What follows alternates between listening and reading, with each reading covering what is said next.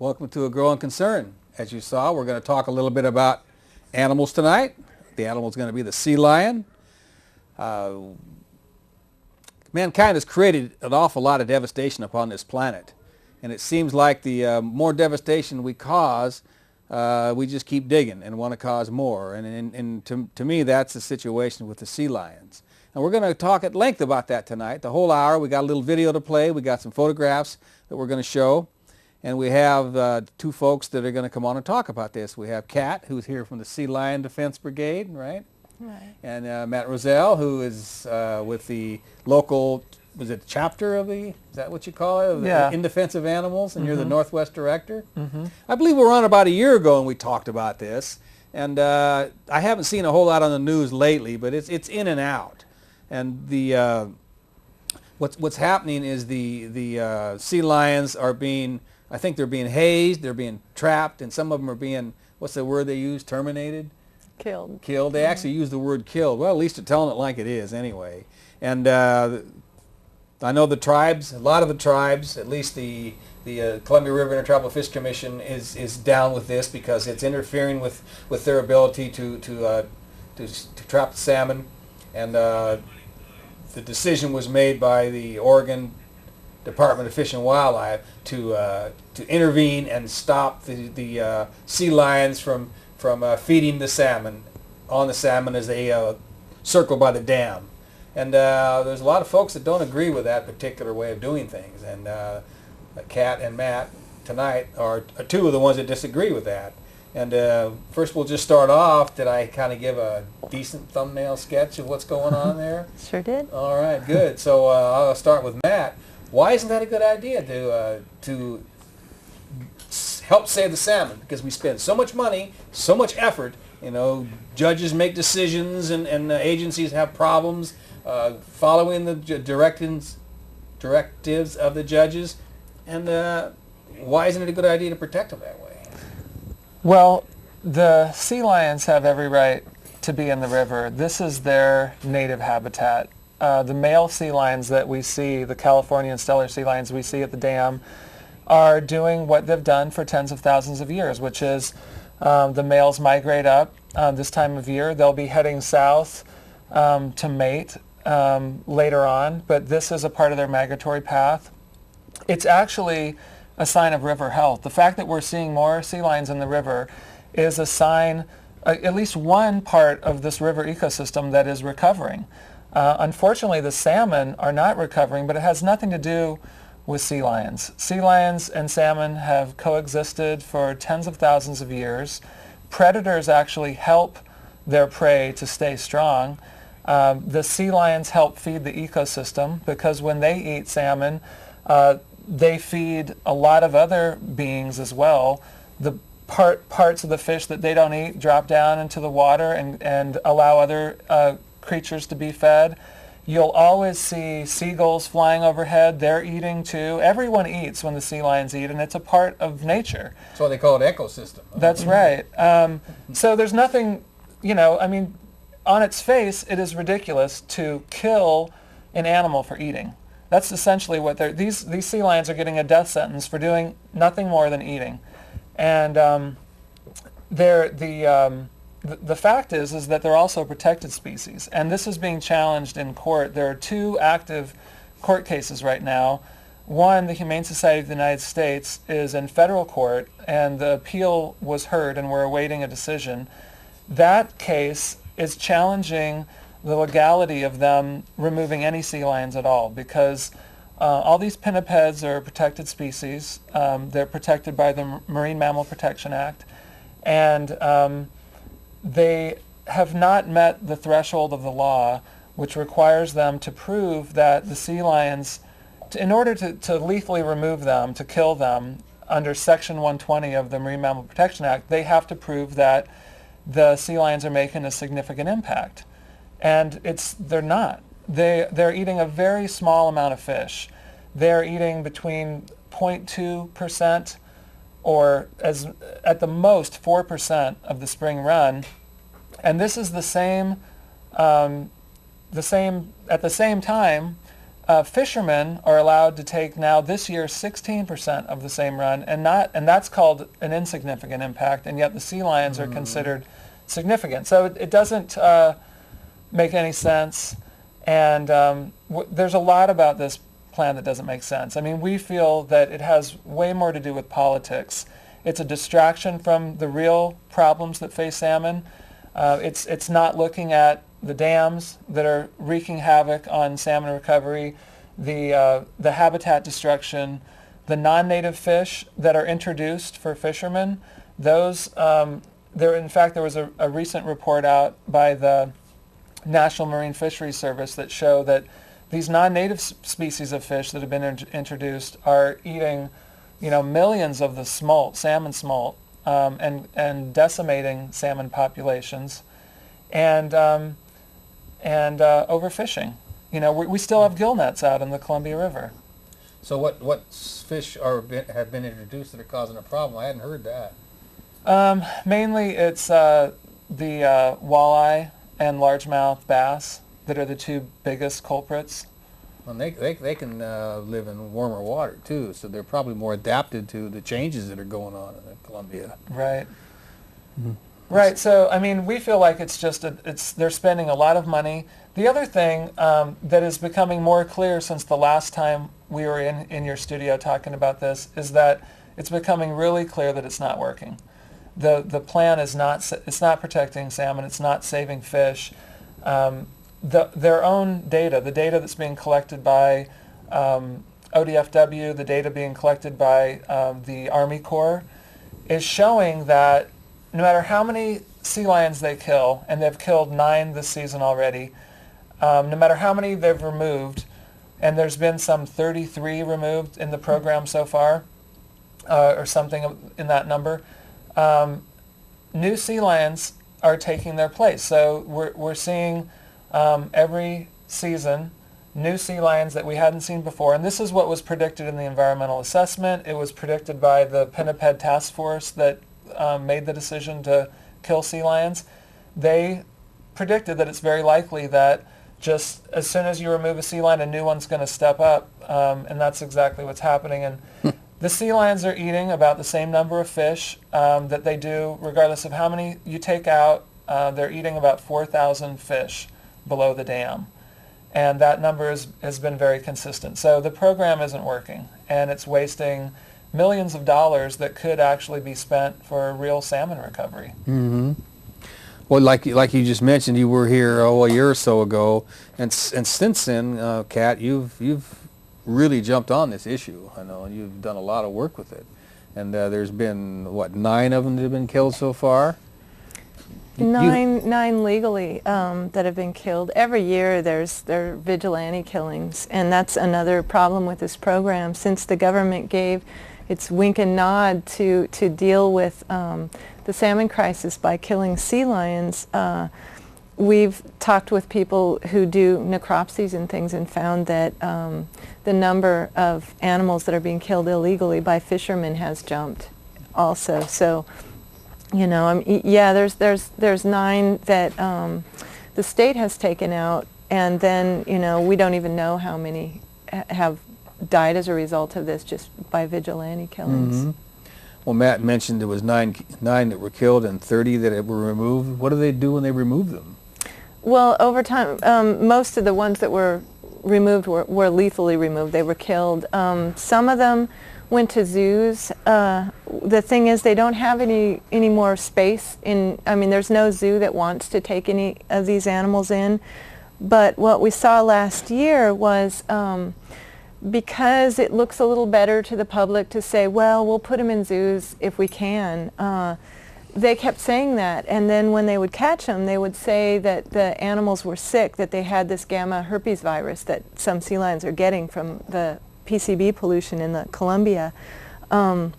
They'd say, well, they had this disease, so they can't be placed in zoos, so we had to kill them for their own good. They were euthanized.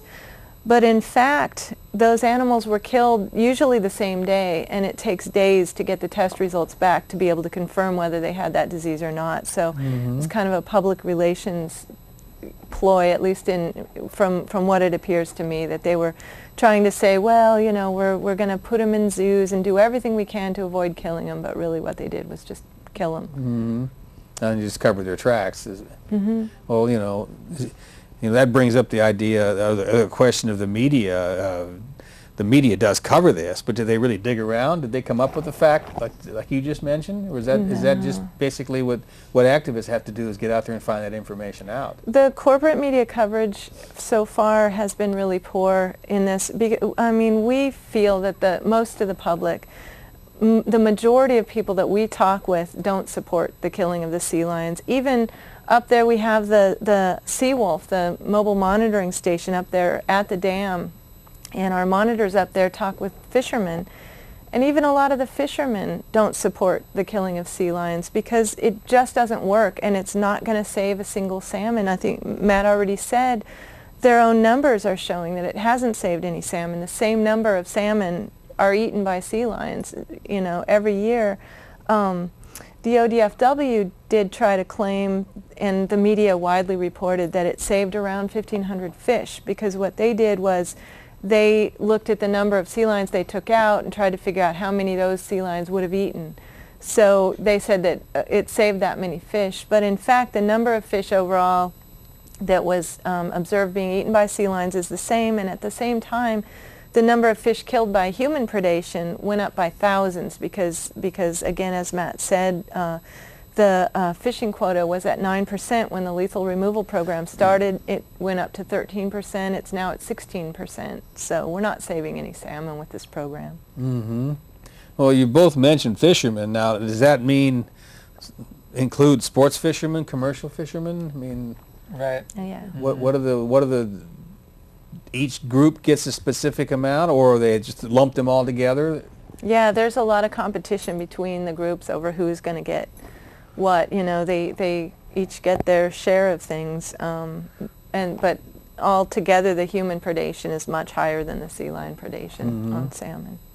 So I know that the fact that the Native Americans are taking salmon, I mean, that's a treaty right, whereas I don't think that there's rights specifically for people, commercial or sports fishermen to right. There's just a lot of money in that lobbyists. lobby. Yeah. Oh, is that what there's a lot of money in it. Yeah. Mm-hmm.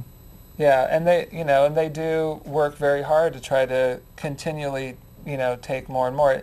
Really, this is really about politics. It's not about saving salmon. It's about taking the sea lion's share of the salmon away so that the people who want to fish can take more. That's really what this boils down to. I mean, if we really wanted, if the agencies were really looking at saving the species, they would make some really hard decisions about, well, maybe this year we're going to have to cap fishing quotas.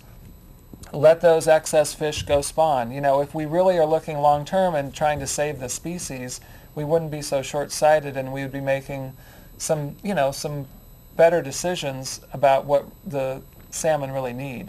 Mm-hmm.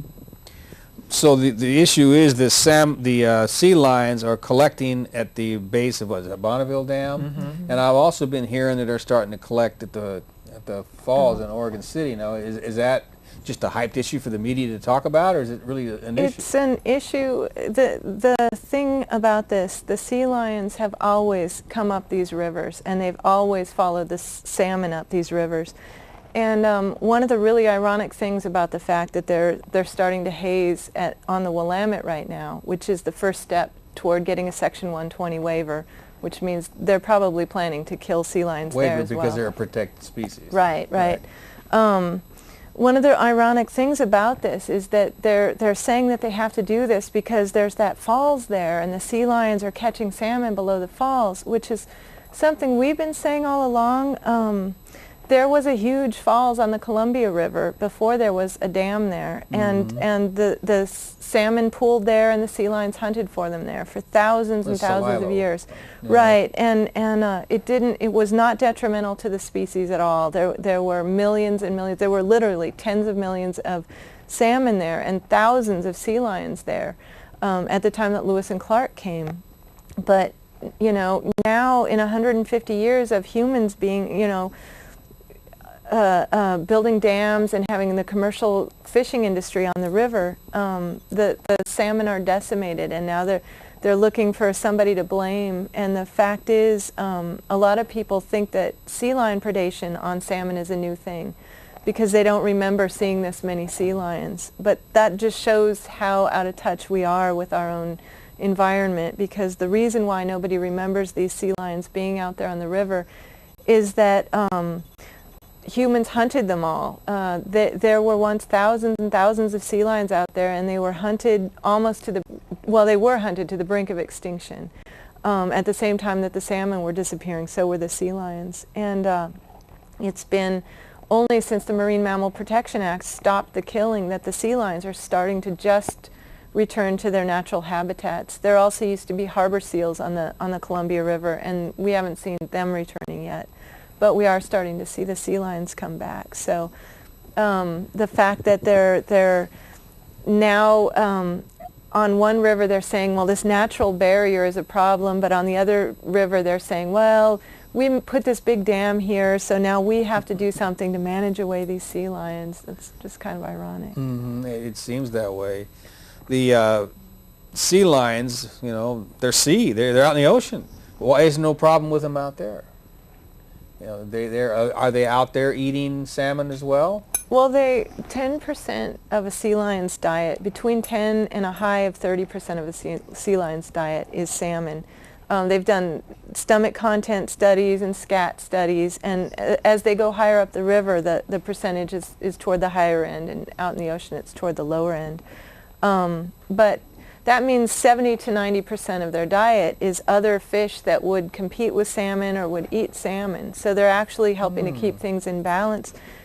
You asked about out in the ocean. In fact, in some places, people are starting to target sea lions on the ocean, but also whales, killer whales, orcas. They want something done about the orcas in some places because we've collapsed every fishery in the ocean, and we're just desperate to cut down on any kind of natural competition so that we can continue to take more than we need. Mm-hmm. You mentioned the word orca. I mean, wouldn't orca eat a sea lion as well? Well, they do out in the Right. ocean. Yeah, that's part of the balance of things too. Predators are a very important part of any ecosystem. Well, it's one of the main dynamics, it would seem to me. And I know just recently, I think it was on the Sea Lion Brigade website, there was some either seals or sea lions that were starving down there in California. What was that about? I mean, there was plenty of fish. Yeah, it's really ironic that down in California they spend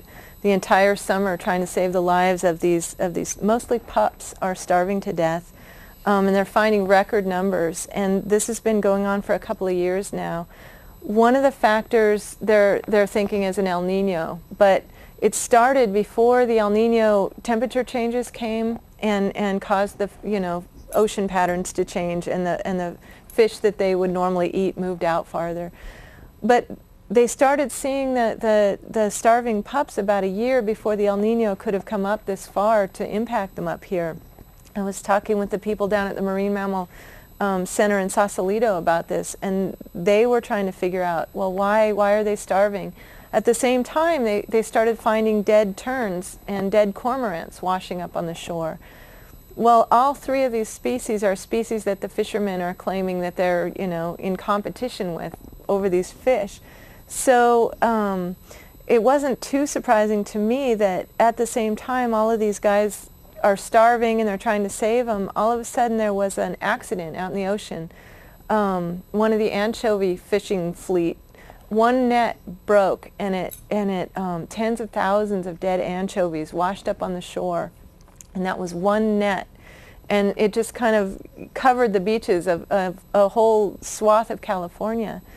And the thing is, anchovies and sardines are the things that baby sea lions eat, and these fishermen were gathering them all up, and it looks like that was a big factor why they were starving to death. So at the same time we're accusing them of eating all of our fish, we're actually eating all of their fish. So Matt, is there any what balance can be struck here, do you think?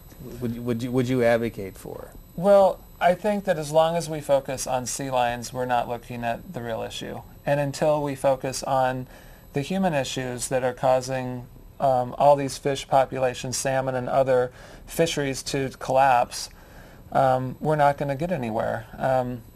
So I think that, I mean, we're spending a couple $1 million a year on this program to kill sea lions. And when you crunch the numbers, it's at least tens of thousands of dollars per sea lion this year. I mean, it's certainly a really bad payoff considering that we haven't saved any salmon.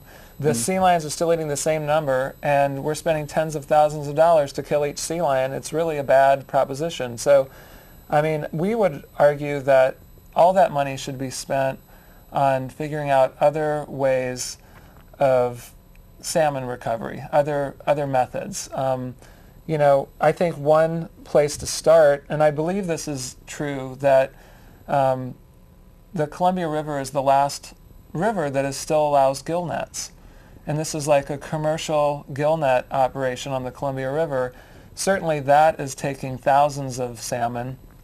And most, if not all, other rivers have outlawed gill netting. That would be a really simple solution that we could look towards. And you know, I'm sure there's many other things we could do. We can look at what kind of resources we're putting into introducing and keeping populations of non-native species in the rivers and in our lakes, and consider how that is impacting these other endangered species. I mean, certainly we need to look at ourselves. There's a lot of good science behind removing some of the dams, and there's been campaigns to remove at least some of the smaller dams in the upper part of the Columbia River, and that's certainly something that we could look at. So I think there's a lot of better solutions here. Well, I know in the Klamath River they finally got, was it PGE or to agree to take down a dam in 2020. Who knows when that's going to happen? But because the tribes were complaining that they hadn't had a decent salmon run in 75 years, and there's not a sea lion problem there, but the issues are still the same. You know, and logging's got a lot of problems with that when they silt up the gravelly salmon spawning grounds. There's a lot of places where, you know, a little bit here, a little bit there, it really adds up. So really, it just seems to me it's more human predation than it is sea lion predation. And corporate media, I don't know whether have they talked about that at all? Because you know, I don't catch the news with any regularity. Well, I haven't really heard how they're covering this. The mainstream media has been, you know, off and on. I think that the main problem that all the media seems to have picked up on, which is really, we need to hold our government agencies accountable for this. They are all framing it in terms of a sea lion problem.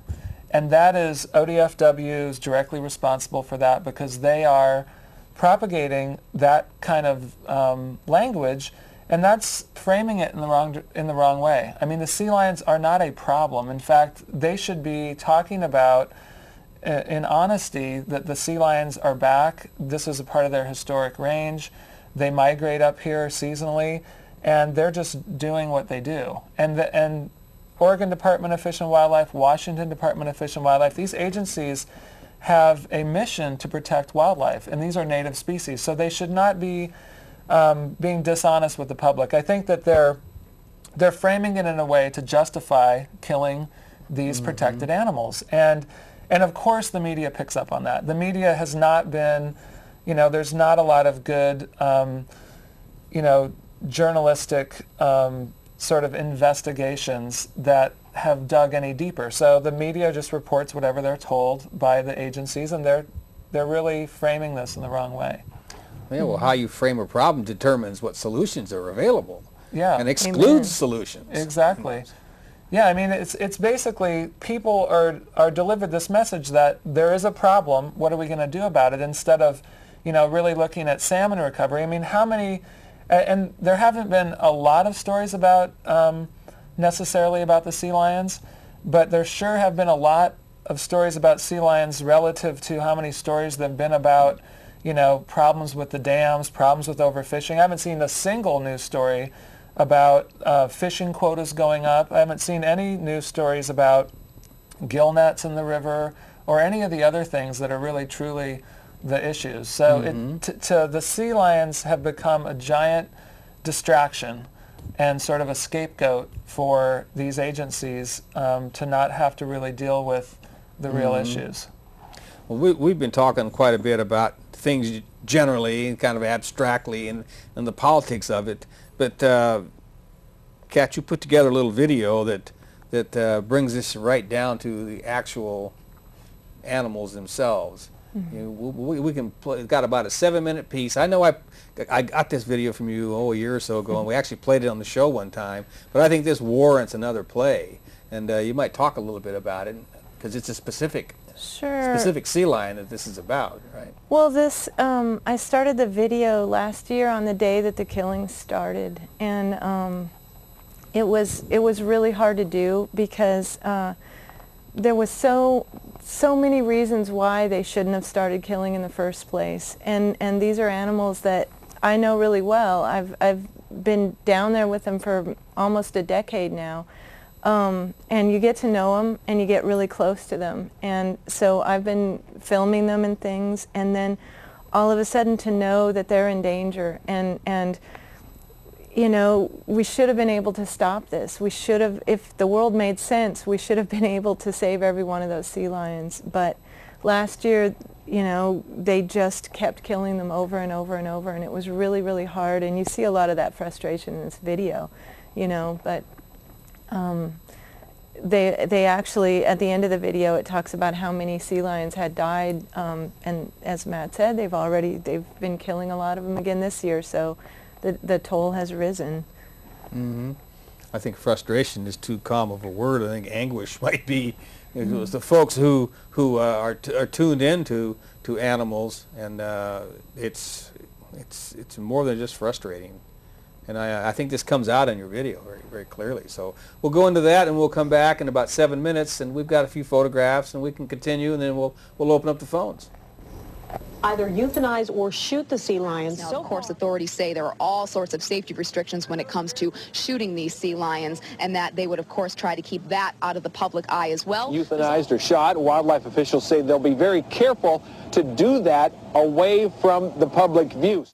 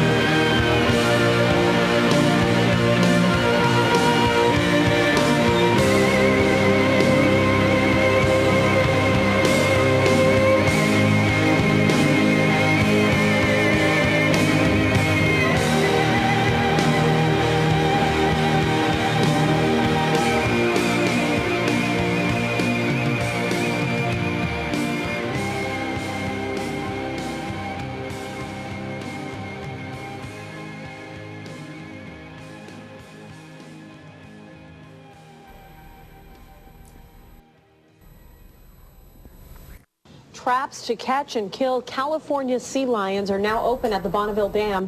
A federal judge gave the okay to trap and kill 85 of the animals. State wildlife officials now have the authority to trap and kill certain sea lions. Officials say they'll be very careful to do that away from the public view. Biologists now officially have the authority to trap and kill 85 of them. 85 of them, marked as hungry fish eaters, could be lured into these traps. Killing sea lions will not save the salmon. More protesters than sea lions at Bonneville Dam Monday. Once the sea lions venture into the traps, biologists will get out their needles and their guns and kill the animals. 83 more sea lions left that will most likely be trapped and killed.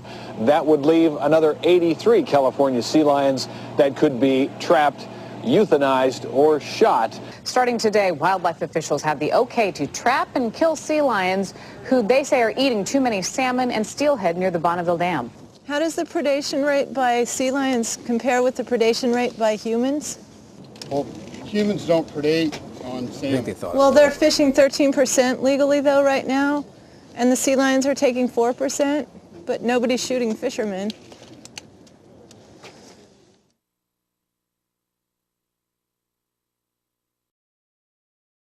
The way that ended was great because we kind of wanted to talk about the framing of the message. We were talking about that, so you had something to say about that. Yeah, in the media, what we're seeing is every time they talk about this issue, there's a couple of things. Number one, the way that they describe the sea lions is always very, they're greedy, they're salmon scarfing, they're gobbling, they're voracious. You know, it's like they take a page from each other's book. I'm hearing music. We got music here, yeah.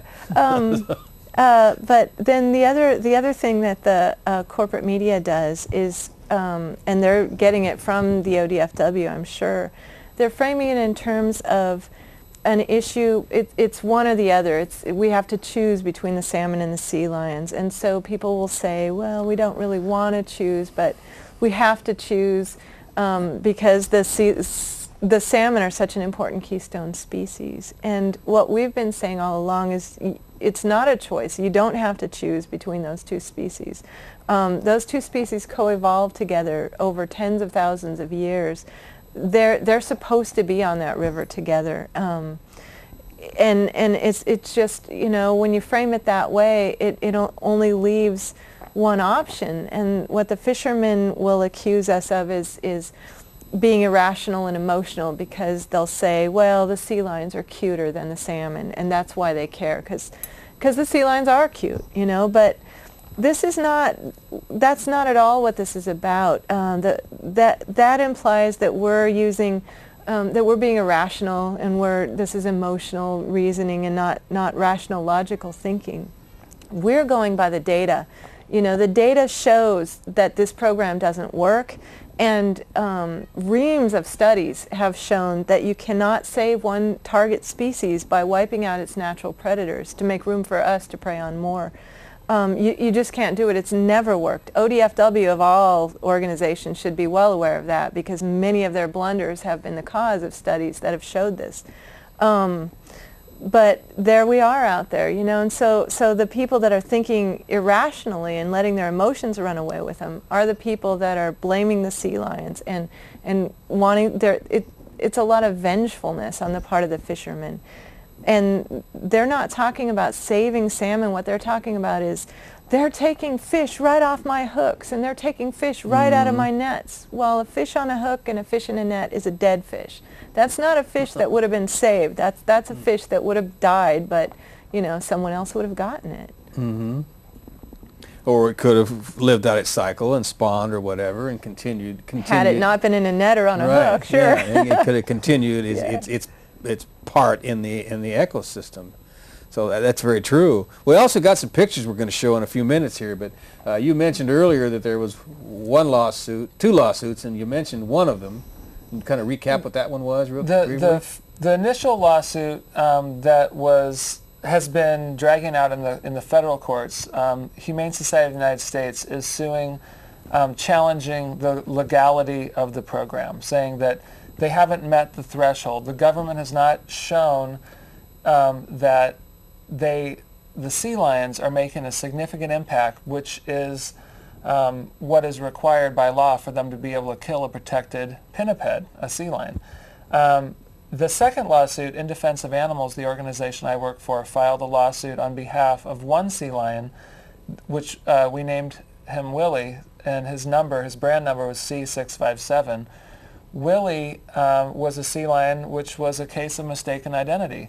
We found out through their own documents that they had captured a sea lion last year that they had no authority to take. And when we pointed that out to them, they quickly changed their story and they said, oh no, this is B127. It's not, they said, oh, it's the same sea lion. B127 is C657 and B127 is on the kill authority list. And so we didn't take their word for it, and we started looking through the documentation, and we proved with their own records and their own record keeping that B127 and C657 were in fact two separate animals. And this sort of that is working its way through court as well, and it's under appeal in the state court. We're suing the Oregon Department of Fish and Wildlife. And Willie, that sea lion, is actually a plaintiff in the case. Oh, really? Yeah. I want to be there when he gives his testimony. But the interesting thing that has come out of all this is we really, and even before this, we really started questioning their ability to meet the requirement of law, that is, each individual sea lion has to be identified as an individual. They have to prove that the sea lion that they're removing has been in the area of the dam, below the dam, for at least 8 days, and that they have been observed eating at least one salmon. And that is a pretty difficult thing to do. So they don't catch him and mark him anyway. Well, some of them are marked, and the ones with okay. C numbers are branded. And those are a little bit easier to identify, although one of the things that I've been doing, like if you go to Astoria and there's some docks down there where the sea lions pull out, and you can observe them, and you see these sea lions pulled out and they're laying out in the sun, and a lot of them are branded, and they're not going anywhere, they're not swimming, they're not underwater, and you still have a very difficult time identifying what the numbers are because they roll over on their side and it's hard to see, and they're moving around. Well, here's a situation where there's observers hired by the Army Corps. These are students that are hired every year, every season there's a new group of students. They never had any return. So you've got a fresh group of students that are being trained. They have to identify at least 300 different sea lions that are not branded.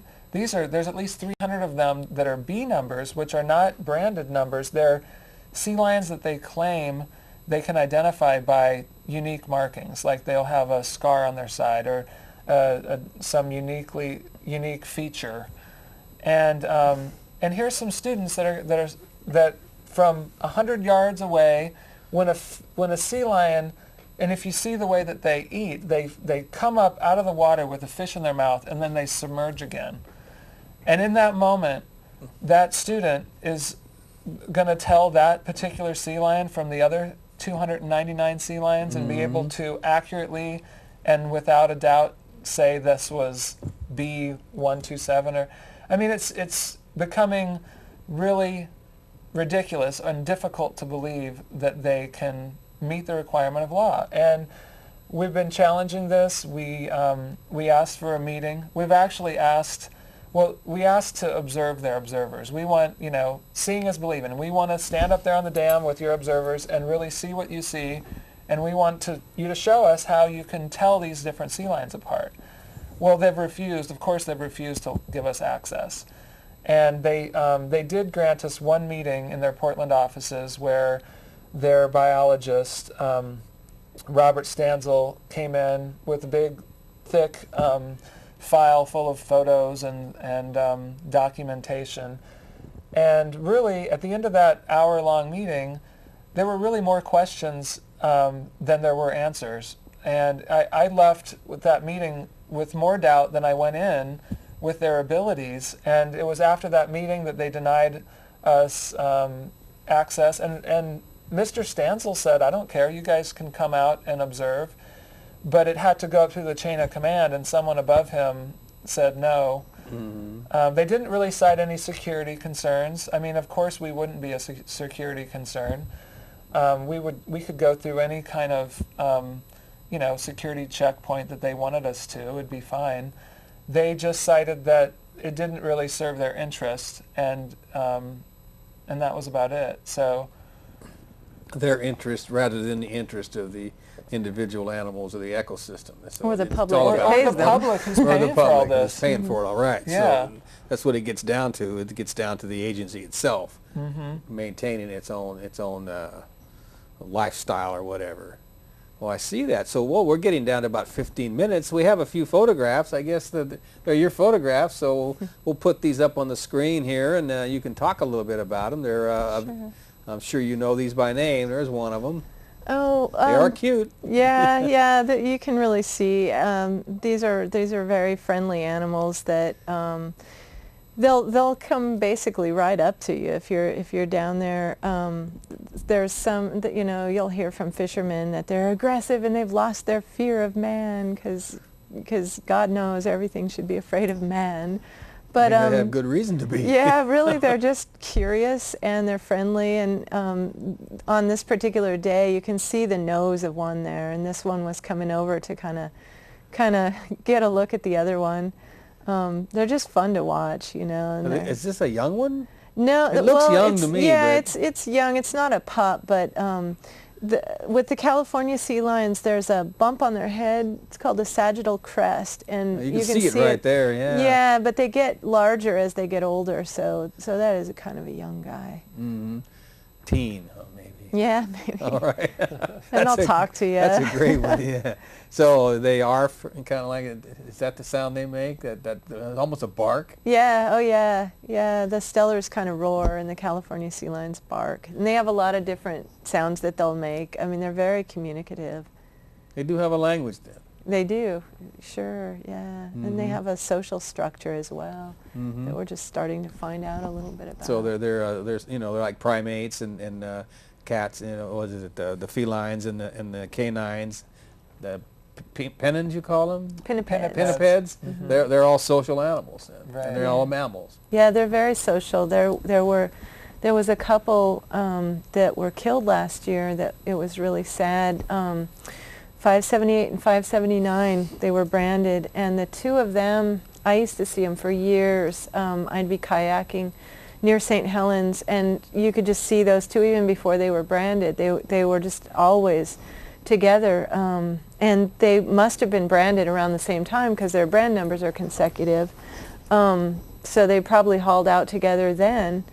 And last spring, the two of them hauled out together on one of the traps, and they were both on the list, and they killed them both. But they have friendships and relationships that persist over years. One thing I'm thinking, being a devil's advocate, you're talking about, you see these sea lions, you know who they are, you give names to them, and then at the same time you're saying you got a lawsuit going that it's difficult to identify them. Oh, I can speak to that. I've spent 10 years with these guys, and Not there on a summer as a student. yeah, well, I live out on the river, so these student observers, they're one of the things that came out of our meeting with Stansel was they're not even trained for a whole week. They have less than a week experience with these animals. Some of them come from way across country, out in the Midwest somewhere. They've never even seen a sea lion. Or an ocean, maybe. Yeah, and they are identifying these guys. Well, I couldn't identify them from standing hundreds of yards away on top of the dam looking down at them. I can't identify that many without brands. I have a handful that I know really well because, I see them all the You time. interact with them, sure. One of the things Mr. Stansel used as an example was if you had a room full of black Labradors, you could have 100 labs, but you'd still know yours. Sure you would, but you wouldn't know the other 100. You would not be able to identify the others. So I can identify my Labradors or my sea lions, but I couldn't identify the 300 unbranded animals that they claim to be able to, and they can't either. People tell are identical twins apart, so, it's just familiarity. Well, all right. We've got about a little less than 10 minutes left, and we open up the phones if folks want to call up. And if you want to come in on the other side of this issue, great. We will talk as long as we can keep a civil conversation going. That's what this is about. That's what public access is about. It's public, and it gives people access to one another and to their different points of view. And there are a lot of different points of view. Like I mentioned on Indie Media, I posted something there that last Thursday night from 6 to 7 o'clock, we had members of the Columbia River Intertribal Fish Commission on, and they talked about, at length about why they think that it's important to protect their access to the salmon. And that will be replaying Saturday at 4 o'clock. If you're, on Channel 21, folks have an opportunity. They can check that program out and, make up your mind about what you think is important. And we have a phone call. We'll get the first caller. Is that me? Hello, you're on the air. Yeah, that's right. All right, thank you. Hi, Jim. Hello. I'm one of those guys on the other end of the issue. I've been fishing in that river for many decades now, and the sea lions are tearing out the bellies of the females with eggs. They waste them because there's so many of them and so many fish. They go for the females, and they waste a lot of fish. And I'm not going to spend a lot of time on the phone, but we have way too many sea lions, and they used to be killed on a regular basis by the gill netters, who I would also like to see PG&E buy out all of the gill netter licenses, because I don't believe the nets should be in the river either. So I'll hang up and take your comment. All right. We have another caller, but we'll that's basically the two sides right there. Is what they want. He wants to keep fishing the salmon. He says the salmon are being the eggs, I guess, are really attractive to the sea lions, and they're going. He said for that they're ripping out the bellies. We hear that a lot. There's a lot of mythology among fishermen about that. It's actually not even supported by the biologists at these agencies. In fact, of all the things that Robert Stansel doesn't get right, that's one thing that he is pretty clear about, is that it may appear as if on the surface that a sea lion just takes one bite out of a fish, and there's a lot of mythology that, they just waste them. In fact, that's not the case. The sea lions go back underwater. They're getting the other parts of the fish. Other sea lions are eating that fish. But also, and this is something I mentioned earlier, but when a fisherman takes salmon, they take that completely out of the ecosystem. It goes and gets refrigerated and gets eaten somewhere else, in a city on the other side of the world possibly. But when a sea lion eats a fish, even if there are pieces, and there are pieces that float down in the water, there's seagulls that come in and eat, it's feeding everyone. It's feeding the whole ecosystem. And so it's a part of the natural system that has always been there. If fishermen like the caller, and I totally believe him that he's seen an increase in sea lions over the last couple decades that he's been fishing, but that is, as we said before, a return to what the natural ecosystem here is supposed to be like. And just because something like sea lions were hunted to the point of extinction doesn't mean it was the way it was supposed to be. And it's really just not the real problem. Right. We'll have another caller, and then we'll get the next caller up. Hi, I'm calling to see if you could let us know how we can help Matt and Kat let out the truth to the public, because I'm always for the sea lions, and this is the first time I've seen the exact truth that the public needs to know. All right. Thank you. Well, I think that when people are concerned about this, I think one of the things people need to know what to do about it, and there is a growing concern on this issue for sure. Glad to hear that. And I think it's becoming more and more controversial, and I think people, they can get in touch. They can go online to sealiondefense.org. Sea Lion Defense Brigade.org. sealiondefensebrigade.org. You could also, we have an action alert in defense of animals on our website, idausa.org. It might be a little more difficult to find, but if you go to our archived action alerts, you can find it. Or you can just email me, matt@idausa.org. That's MATT@idausa.org. You can get involved in our campaign through the Sea Lion Defense Brigade website or through emailing me, and we can send you these alerts. And really, we need to hold the government accountable for this mistake they're making. NOAA is really the federal agency that's overall responsible for this decision, as well as the Oregon and Washington Departments of Fish and Wildlife, and they all need to hear from us. Right. And also, folks want to keep tuned in to portland.indiemedia.org. That's portland.indiemedia.org. And Kat posts there. And a lot of folks post updates about what's going on. Like you mentioned, the sea wolf. We didn't really mention what that was exactly. What is the sea wolf? That's our mobile monitoring station out at the dam. It's an RV that was donated to our organization, and we have monitors staying out there and keeping an eye on what's happening with the trapping. It has a beautiful mural painted all around it It's of gorgeous. sea lions and salmon swimming around the sides of the RV. It's really a beautiful RV. All right, and that's been up there for a couple weeks already now. Since the beginning of the season, yeah. All right, and it's going to be there for how long?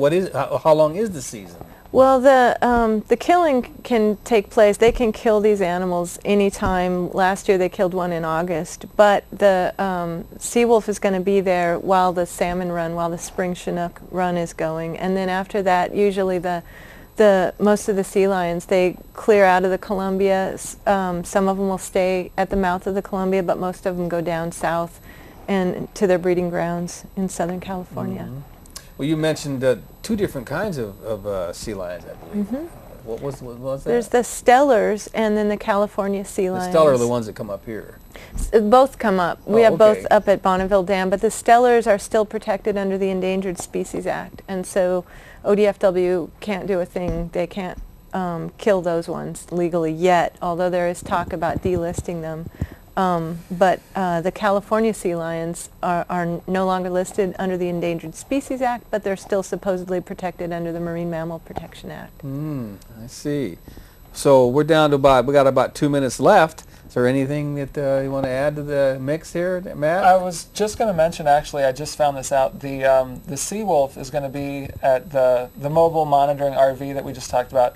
It's going to be at Earth Day tomorrow. Hey. So if people, on the weekends, they're not trapping sea lions, and so Indy, who's been out there, really dedicated monitor out there, she drove the sea wolf back into town, and it's going to be at Earth Day at 12th and Stark, outside of Washington High School, in that field where the big Earth Day celebration is happening. So if people want to come check out the sea wolf, and there's going to be an action alert, people can find out how they can help the sea lions. Is the T-Horse going to be there as well from City Repair? Most likely, somewhere. More likely, that seems like it always is. Well, all right, we got about a little over a minute. I want to thank the crew. They've scurrying around in the background here and making sure that we look good out here and we bring out the information. Want to thank the callers. Like was mentioned, is this www.sealiondefensebrigade.org and then www.idausa.org, and your email was? It's Matt, M-A-T-T, at idausa.org.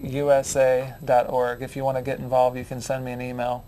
Right, and it's protect the sea lions. That's an important part of this. But it's also to take a viewpoint, I would say, of looking at this ecosystem as something that is interrelated, and we are interrelated with it. And a lot of the problems with this, if not the whole situation now, the problem is that we've had such a heavy hand in this, and now the sea lions are being scapegoated because of that, and they're having to take the heat for the pressure that we put onto an ecosystem that started to break down. And I guess that we're running out of time here. Also want to thank the guests. You were great spokespersons for the issue, and we'll do this again.